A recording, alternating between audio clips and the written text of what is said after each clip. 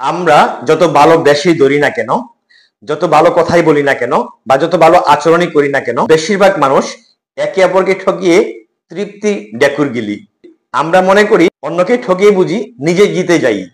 সত্যিকার অর্থে নিজেকে আমরা হারিয়ে ফেলি। কেননা অন্যকে ঠকালে নিজের সম্পর্কে যে নেতিবাচক ধারণা তৈরি হয়, এতে করে নিজের সুযোগ এবং সম্ভাবনাগুলো সংকুচিত হয়ে যায়। প্রথমত, আমরা কথার প্রতিশ্রুতি ভঙ্গ করার মাধ্যমে একে অপরকে ঠকিয়ে যাচ্ছি।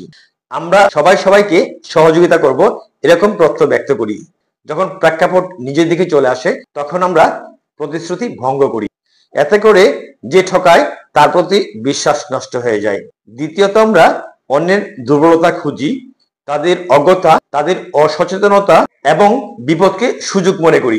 তৃতীয়ত, আমরা অন্যের আবেগ নিয়ে খেলা করি, মানুষের সাথে মায়া দেখাই, ভালোবাসার ভান করি বা বন্ধুত্বের ভান ধরে নিজের স্বার্থ হাসিল করার চেষ্টা করি এবং স্বার্থ শেষ হয়ে গেলে নিজেকে সরিয়ে নিই। চতুর্থত, আমরা অন্যের সময়কে ব্যবহার করে বা অন্যের সময় নষ্ট করেও অন্যের সুযোগকে বা সময়কে নষ্ট করি এবং বিশ্বাস নষ্ট করি। পঞ্চমত, আমরা মিথ্যে তথ্য দিই। অনেক সময় নিজে কোনো উদ্দেশ্য হাসিল করার জন্য অন্যকে আমরা মিথ্যে প্রতিশ্রুতি দিই। অন্যের চেষ্টা বা পরিশ্রমের যথাযথ মূল্যায়ন না করেও আমরা অন্যকে ঠকিয়ে যাচ্ছি। এইভাবে আমরা একে অপরকে ঠকিয়ে যাচ্ছি এবং নিজেকে স্মার্ট ভেবে তৃপ্তির ডেকুর গিলছি।